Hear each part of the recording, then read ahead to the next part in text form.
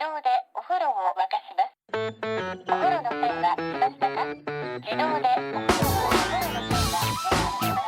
Hello and welcome to another episode of No Such Thing as a Fish, a weekly podcast coming to you from the QI offices in Covent Garden.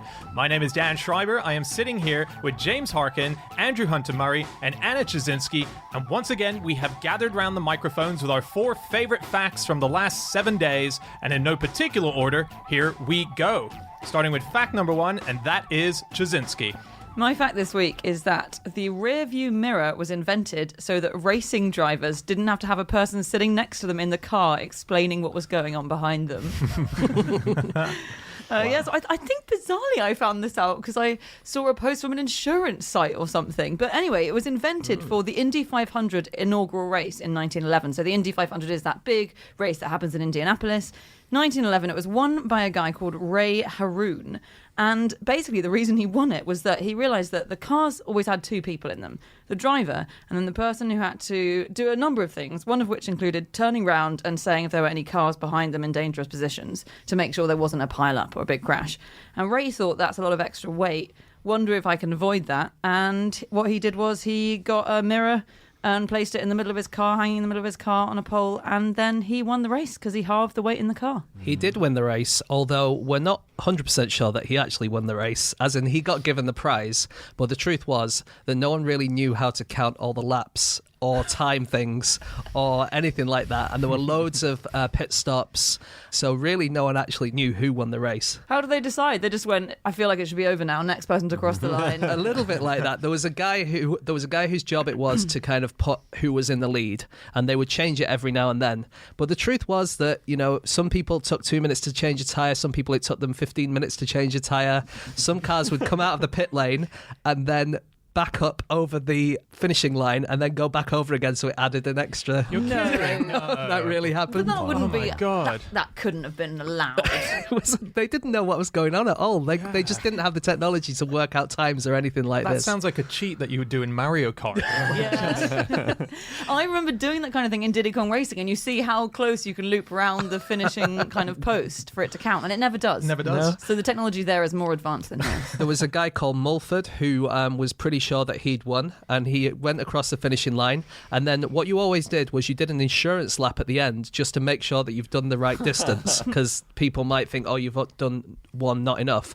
And so he did his insurance lap, and then when he got to the end of the insurance lap, he found that someone else had claimed the victory, which was Harroun. And Harroun was already being cheered as the victor, and he's like, no, wait a minute, I finished like 2 minutes ago. Wow.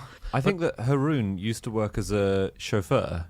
Yes. And he apparently, I read one account that said he got the idea for a rearview mirror in a car from a rearview mirror that he saw in a horse-drawn carriage. That's what he said, certainly. Yeah. Well, that Yeah. makes sense, because pretty much everything in cars came from horse-drawn carriages, didn't they? I guess so, but Yeah. it's just funny thinking of a horse-drawn carriage with mirrors. I was looking for horse-drawn carriage mirrors, and I don't think they were really a thing. The only reference I could find to advising there be mirrors in horse-drawn carriages were saying there has to be a mirror in order that the lady in the carriage at some point might want to check her makeup. It seems like that was the real innovator, that guy in the horse-drawn carriage that he saw. Yeah. Just on horse-drawn carriages and how they sort of competed with cars, there was this early concept in 1899 when there was a point where cars and horse-drawn carriages were intermingling, and it was scaring farmers and it was particularly scaring horses. So a guy called Uriah Smith, and this was in Battle Creek, Michigan, invented this contraption called the horsey horseless carriage. And you put a horse's head on the front of your car, and it looks like you're just riding a horse, but you're actually driving your car. Sort of, except that the horse doesn't have a back end, does it? Yeah, but I guess if you're approaching a horse, it would be like, oh yeah, It's like if a horse was entering the room and only its head had popped in, you might think it was a horse. Yeah. But then... Is it like in a pantomime if one guy doesn't turn up? It is like that, is it? It's quite frightening because it's just up to the neck. It looks like someone stuffed and mounted a horse's head and stuck it on the front of their car to our Right. eyes. Yeah. And the other thing was that they said, because I read a bit about it, they said that I think the horse's head was full of petrol. Yes. Oh, Because it really? was an extra fuel reserve in That's a case good you ran idea. it in the main tank. It is a good idea until you hit something, at which point it becomes a real fire liability Yes. because you just smash a big petrol tank into someone else. Explosion. But they were so paranoid, weren't they? I think we did a QI episode on this a few years ago, but there was that thing where various rules were written in the highway code or equivalent in America, which said things like, if you're driving a car and you think a horse is approaching about a mile away, you hear horse clopping in approach, you have to carry with you a scene of the surrounding countryside, which you stop your car and you throw the countryside scene over your car so as not to frighten the horse. That's so annoying, especially when it's just a guy with 2 coconuts walking past you. I thought it was that you had to dismantle the car. And sometimes you had remember to this? dismantle the car. The whole car. Yeah, you just sort of have to take it apart and hide it behind a hedge. That was written down as well. Now, I remember researching this, and I think there was a lot of exaggeration about so I could never work out what they actually did and what was actually written as a joke in the highway code. And I don't think they ever actually fully produced the horsey, horseless thing. It was concept Patent. design and patented. Yeah. Yeah. There have been some great car patents over the years, though. I was looking at some of them. So one car invention that never really took off was in 1935, the dog sack, which is if you don't want to keep your pet in your car because it gets hair everywhere, then it's a sack that clamps onto the running board of the car and then it hooks onto an open window and you tie your dog up in it and you can carry it outside the car. That's good because dogs like to stick their head out of the window, don't they? Perfect. They're just now their whole body's outside the window. That's what they've always wanted. If you put a dog in one of those, it would probably stick its head in the window.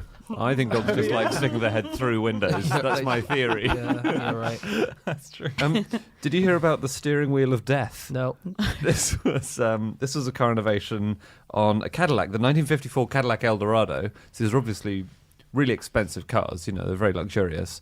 But the steering wheel of this Cadillac, it had a kind of bullet-shaped spike in the middle of it. Right. So imagine a really large bullet. The pointy end of the bullet, Yep. the front end, as it were. So that was just in the middle of the steering wheel. So obviously that's quite dangerous in the event of a crash. Yeah. And that's how it got the nickname. And Sammy Davis Jr., he had a crash in one of those cars and his face hit the wheel and he lost an eye as a result. Sorry, No way. did you explain why they had this spike in the steering wheel? Aesthetics. No way. Design. What? It's not useful. It wasn't useful for anything. It was, when that was the era when cars had these fantastic. Oh, that was the era where there were spikes in the middle of every car, like an Iron Maiden. You would drive around. Boxes of TNT over the seats. It's more rounded than a full-on spike. You know, Right. it doesn't look like an actual spike, but it does look like a big bullet. But Sammy Davis Jr. lost his eye because Yeah. of that. Yeah. Wow. Well, there was that idea that someone came up with, which was just a design idea. It wasn't real, of putting a massive spike in every steering wheel. And the idea is it would just make everyone drive really carefully. Oh yeah, very clever. The opposite of an airbag. It's a real carrot or stick kind of approach. Isn't it? The Duke of Edinburgh has been impaled again. Here's another Cadillac invention, just very quickly, that didn't work out.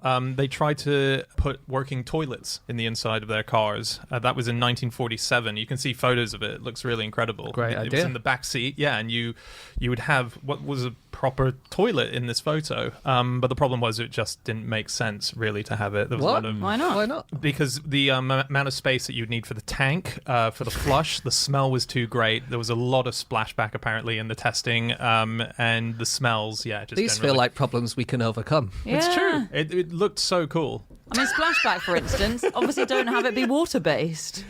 Silly. Yeah. Oh, just have a cat litter tray. Exactly. Yeah. Make sandcastles if you don't need the loo. It's multi-purpose. That's the thing. There are lots of rules, aren't there, about how fun you can make things on the road. Like service stations. Right. There are rules. In fact, there are laws about what you're allowed to have at a service station because the motorway network is so important for people for transport that you can't have, say, I don't know, a casino at a service station because you can't have anything there that would mean people went there specially. It's interesting, though, because every single service station does have slot machines in it. Yeah. Remember when we were on tour? Literally Yeah. every single one. Yeah. Casino was a very bad example of the kind of thing, I think. Brothels? A cinema. Oh, a brothel. That's the only reason there are no brothels next to the M&A. It has to be just, refueling, going to the toilet, and the slot machines. It's just the important stuff. There's so much fun stuff on the British highway. Well, they very recently opened a Weatherspoons in one of them, didn't they? And that was a massive deal, and everyone thought it was a terrible idea because you shouldn't be able to sell alcohol at service stations, but they did do. I went into a box that simulated a hurricane on one of the stops on our tour. Did you make a special journey? Would you make a special journey? No, to do we were that? on. No, I wouldn't. It blew my glasses off. It was very dangerous. I think, but I've never heard of that being anywhere else, like a Yeah, hurricane box. that's true, yeah. So which services was it at? It was when we were on tour, our last tour. I'll Google No, it. We were- Dan, don't encourage it. This whole point is you shouldn't make special journeys No, I'm to going. service stations. I'm, Oh, God. I'm going because then I'm going to get drunk at the Weatherspoons, play a bit of slot machines, do the hurricane thing, go to the brothel, and then drive back. It's great news. I got blown off at the services. And then I did the hurricane box. Back to the Indy 500 quickly, do you mind? So one of the things with the Indy 500 winners is that they drink a cup of milk after the race, and it's a tradition that was born in 1936. Louis Mayer, he finished and he asked for buttermilk after the race. And it was a dairy executive who saw him drinking it in a picture, and they must have approached them, and that tradition was born. And so when you're going to race, they ask you what kind of milk would you like, just so we can have it ready for you. Does should that you mean win. like a full fat or half Exactly. fat? Right, okay. And majoritively it's full fat, they found. They just released the latest sort of I'm preferences. sorry, I was genuinely surprised. Why are you surprised by that? I just like semi-skim milk, and I suppose. And you thought, because you're such a great racing driver, you thought surely all the rest yeah, of all them do my as well. buddies. Well, in this hipster era, they must be having to stock way more milks than yeah. usual. Almond Because they'll milk. be having almond and oat and lacto-free. In 1913, the winner was Jules Gu, who was a French driver. He won by 13 minutes, actually, but he drank champagne throughout the race, in fact. Some people think he might have had as many as 6 bottles of champagne during the course of the race. Awesome. He definitely had at least half a pint in his first pit stop, and then he was drinking it throughout the race, Wow. this champagne. So he won the race, but he did lose his driving license. He would really have benefited from the car with a toilet in the back. Definitely. You can't climb into the back of the car halfway through racing. Sure. The trophy for the Indy 500, for people who aren't familiar with it, which I wasn't really, is ridiculous. It's amazing. It's revolting. So it's I love it. Dan loves it. It's so it's 5 foot tall. It's ridiculously large. It's all made of silver, and as soon as you win the race, you get your head sculpted onto it and attached. And then they ran out of space on it in the 80s, I think, so they had to add an extra level so they could get more heads on it. So it's got all the old guys' heads as well. Everyone's the old head. heads. He's got And the then French guy looking a bit pissed. Everyone else has got like that milk mustache that you get.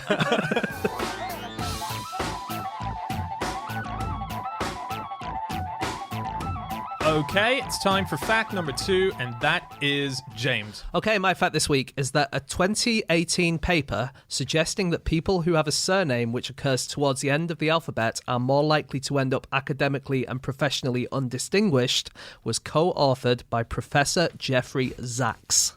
I love co-author because he couldn't even individually author his own paper. could he? And he co-authored it with the guy whose name was Corley, beginning with C. Yeah. Yeah. So, yeah. He was the brains behind it, wasn't he? The C guy. Well, Jeffrey Sachs is quite cool, actually. He's a University of Boulder psychologist, and I listened to an interview with him on a radio show called Top of the Mind, and they asked him, you know, is the reason you're doing this because obviously you had a bad time of it because of your name?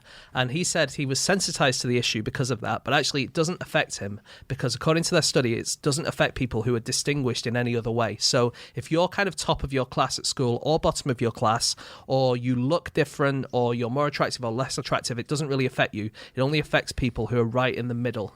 But they found that actually it does affect them. It means it gives them less distinction at high school, less satisfaction at high school, and lower educational attainment after they've left school. And until you're about middle-aged, it affects you quite badly, according to them. What's the justification here? Is it just about reading out the register and So there are a few different reasons. For instance, infant school, a lot of kids are put in alphabetical order. So the kids beginning with A are near the front of the class, which means they get more attention. And people just tend to get asked more for things.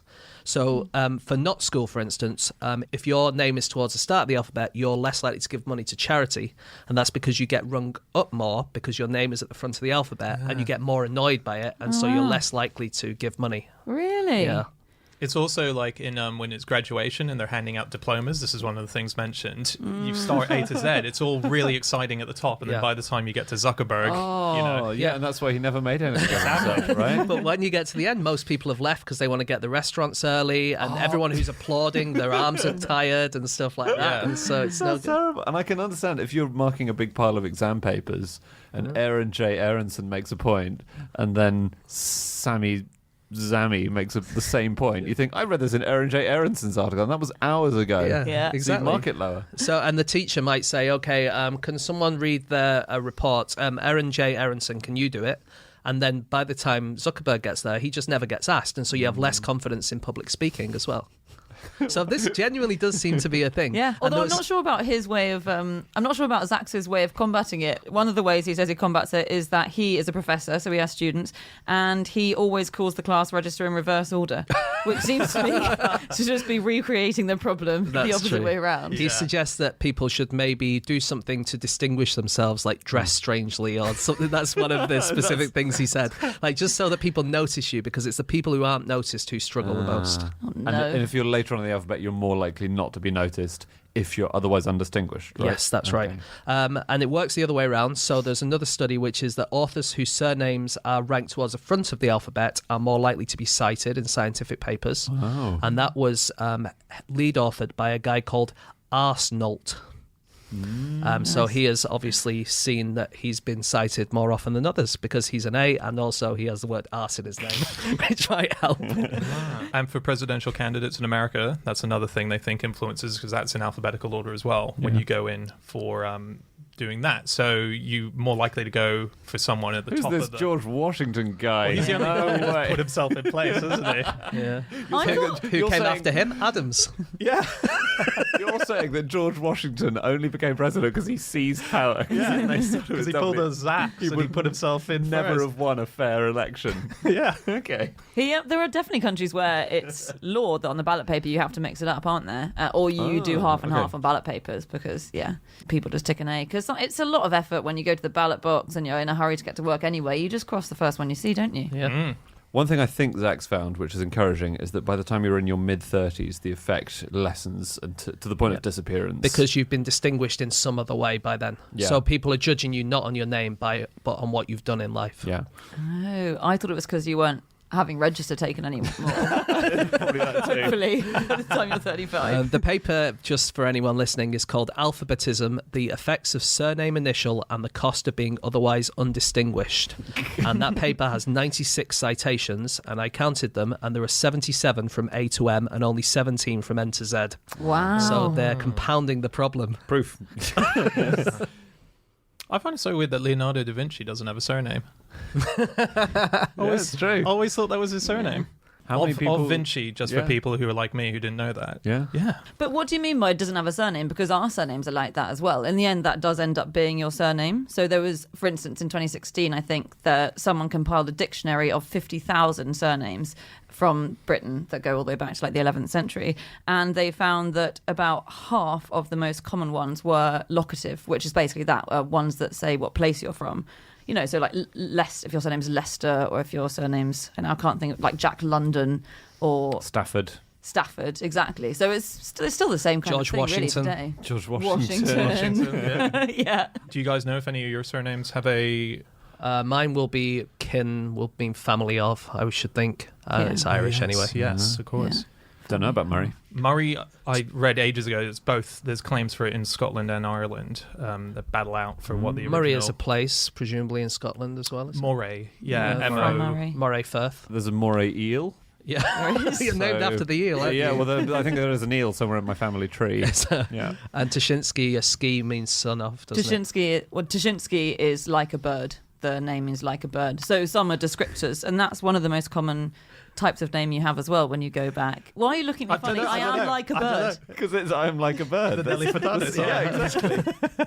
Well, about a fifth of surnames, in fact, in our country are like that, as in descriptors. So like Goodfellow, that's a nice descriptive one. Yeah. Yeah. Short is either means that the person who had that nickname was really short, or it often meant that they were really tall.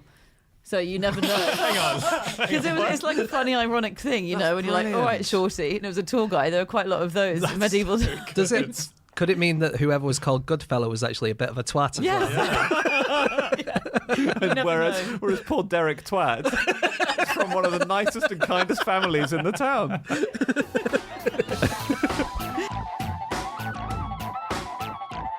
Okay, it is time for fact number 3, and that is my fact. My fact this week is that grocery bags used in Hollywood movies don't rustle.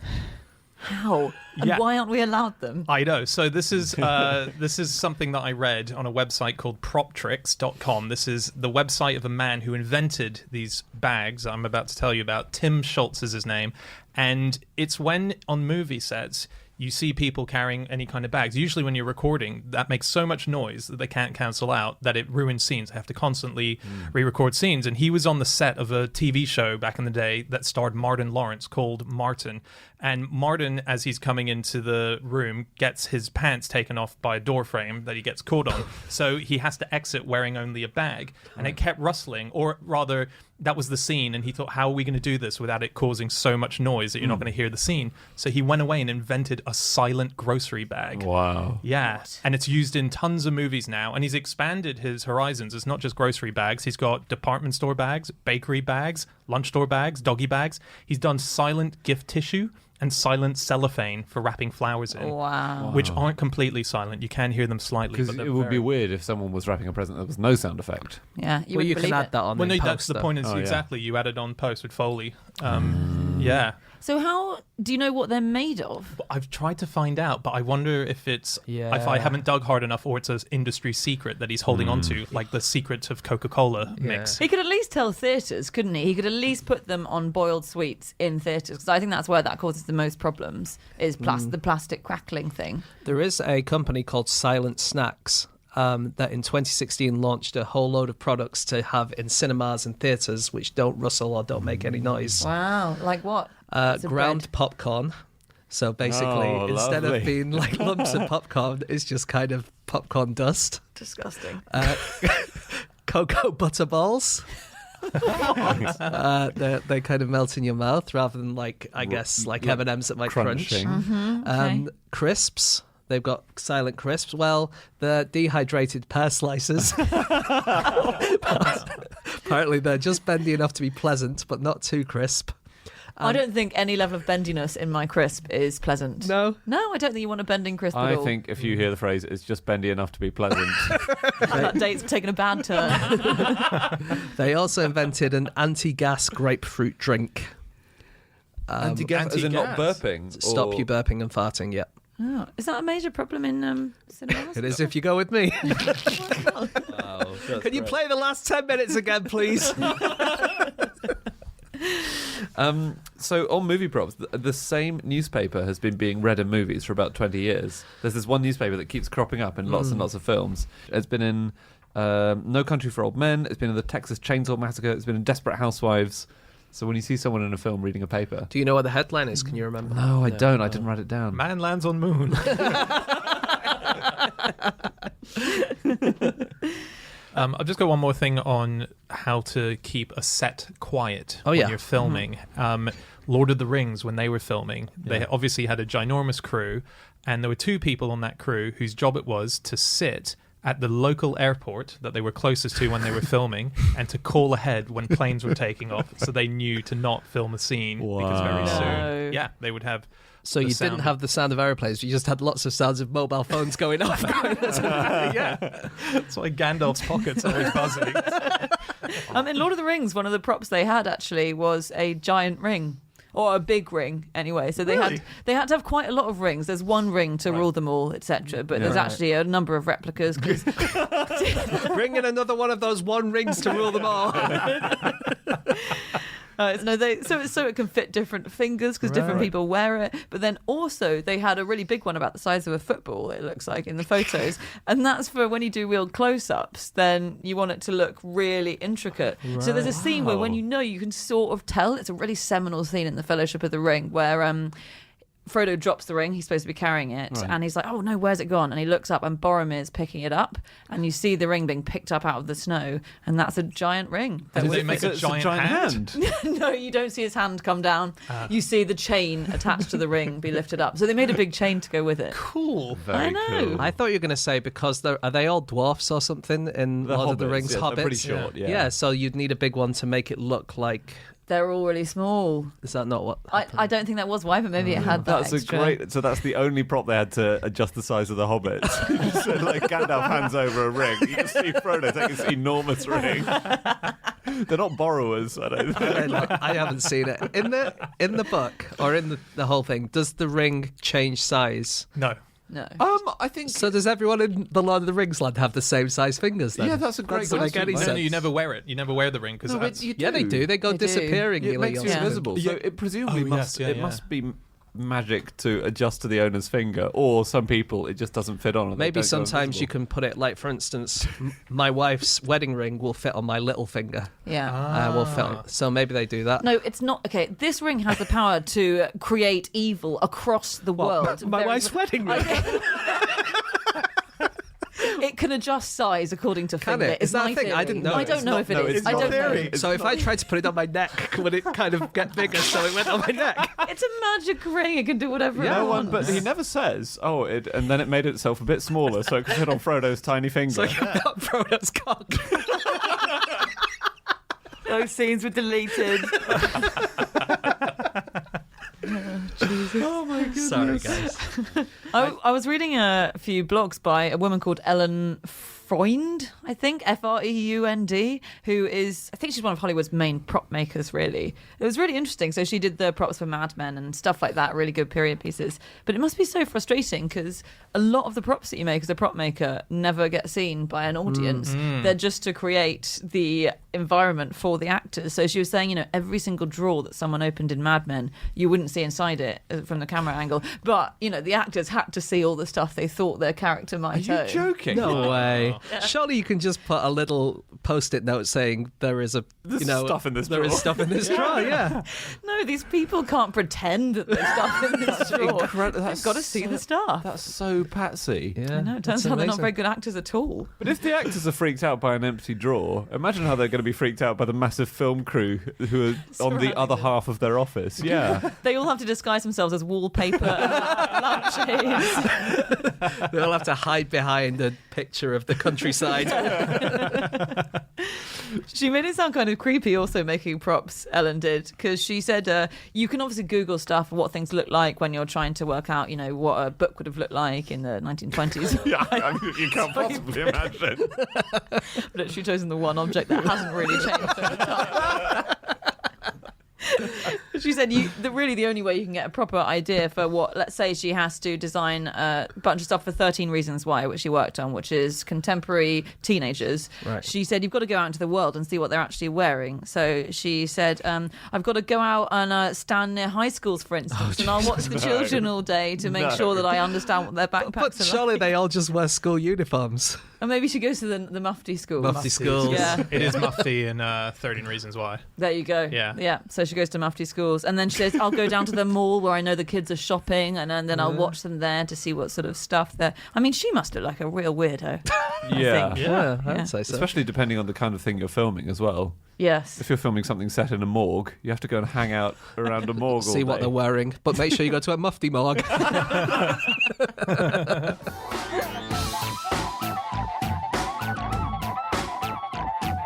Okay, it's time for our final fact of the show, and that is Andy. My fact is that eating ginger can make you feel better about drinking out of a toilet. Is that because it tastes a bit better? It's not. It's and this is by the way, this is a toilet that's never been used. Oh, okay. So would you drink out of a toilet that's never been used? Yes. Do I have any other options? Like, could I just drink out of a glass No, instead? the glass. There's no glass. There's You no don't- glass, so am I really thirsty? Nah, you had a cup of tea about an hour ago. Was there a ginger biscuit I had with this cup of tea? Yeah. Oh, right. Okay. Yeah, I'm cool. Yeah, that was, see, it works. So this is an experiment. Ginger is said to help prevent nausea. And there's a lot of debate about whether you get disgusted because of a moral judgment you've made, or whether it's kind of the other way around, whether our moral judgments guide what we then find disgusting, or whether disgust is inherent, and then we judge based on that. So there was an experiment at the University of British Columbia which gave patients ginger capsules, and it experimented how disgusting people found things when they had those, as opposed to when they hadn't had those. Yeah. So, and the experiment found that it reduced how disgusted people were by moderately disgusting photos, like a photo of some snot in a napkin, but it did not help extremely disgusting things like vomit in a toilet. Right. And they then tested how it affected so-called purity violations, which is breaking taboos about purity and cleanliness. So, for example, people who'd taken ginger were less strict about moderate violations, like drinking from a never-used toilet bowl. But apparently it did not have an effect on extreme purity violations, like sex between cousins. Right. Okay. But if you had more ginger, do you think? Yeah, how much 10 ginger would you tabs. need? To shag your cousin. This implies that eating ginger, you can numb your moral compass, right? If you have to commit a crime, there's nothing you can do, and you're grossed out by it. If I have a shed load of ginger, then I'll feel less guilty. They said it works to a certain extent, but it depends on the crime you're thinking of It only committing. works on really, really minor crimes. Yeah. One big study came out a few years ago that was saying that the more easily disgusted you are, the more likely you are to be conservative, and it can actually be used as a predictor of your voting even. And this holds true across 121 countries they looked at. So the more conservative people are, the more easily triggered their disgust reactions are. What I found interesting is that, like you say, the people who are more disgusted are more likely to vote Conservative, but also that between 2013 and 2016, the value of ginger imported into the UK has fallen by 15%. So maybe that's why we've become a more conservative country. People are eating less ginger. Maybe. Let's start giving out gingerbread biscuits on the streets. You know, there's a thing called disgustology. Scientists who look into this call themselves disgustologists. Oh, yeah. Kind of a self-given name. That might become a surname in like 200 years.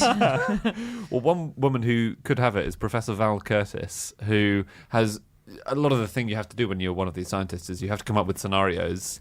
And in one of her experiments, she had to come up with 70 different scenarios. And I just wanted to tell you a few of them. You can tell me whether they're disgusting or not. So, imagining a hairless old cat rubbing up against one's leg. That's all right. I'm not a big fan of cats in general, actually. Okay. Okay. That's a Siamese cat in my head. All right. Stepping on a slug in bare feet. Have an actual phobia of slugs. Okay. It's okay for me. Feeling someone cough into your face. I'm okay with that. I'm okay. Yeah, with that. I'm better with that than with the slugs. Okay. Shaking hands with someone with scabby fingers. Fine. That's all right. Yeah, I'm a bit like, but I wouldn't be disgusted. I think I am the scabby fingers. So. Finding out a friend attempted to have sex with a piece of fruit. You're only ever going to be amused by that. Depends on the fruit. What fruit would not be amusing? It's true. It's true. Two more. Learning your neighbour defecates in his back garden. Is that disgusting? It's his own back garden. Yeah. But he's your neighbour. And the final one, is this disgusting or not? Seeing pus coming from a genital sore. That That does it for ramped me. up quite quickly, didn't it? Yeah. I read a thing. There's this psychologists have this idea that we have disgust disposal effect. It's the idea that if we are surrounded by things that disgust us, we really want to get out of the situation. And if you were, the study showed that if you were selling stuff, if you were exposed to things that disgusted you and then you had to do your deal, you would reduce the price massively just to get out of the situation. Does that make sense? Yeah, so if you're in a room that's full of vomit yes. and you're selling something on eBay. yeah. You will accept a lower amount. But you're that's- on a desktop computer which can't be moved out of the room. Yeah. And Yeah. that's, the only PowerPoint is in that room that's full of vomit. Yeah. I think they did a different thing in their experiments. Oh, well, fine. Yeah. We all design our experiments differently. That's my one. That's your one. Yeah. It's weird though. It does, because I yeah. think if you could then go to a market and haggle and you could manufacture, like, say, put a naked, hairless old cat against the man's leg who's selling you the trinket, you could reduce your price massively. So hang on. I'm in a market haggling for a trinket, and I've got my hairless, naked old cat under my arm, and I need to rub that against the seller You might get the reduced price with you were my looking scabby for. fingers as well, and then tell you, I just tried to have sex with that mango. I think this is all in Donald Trump's The Art of the Deal, isn't it?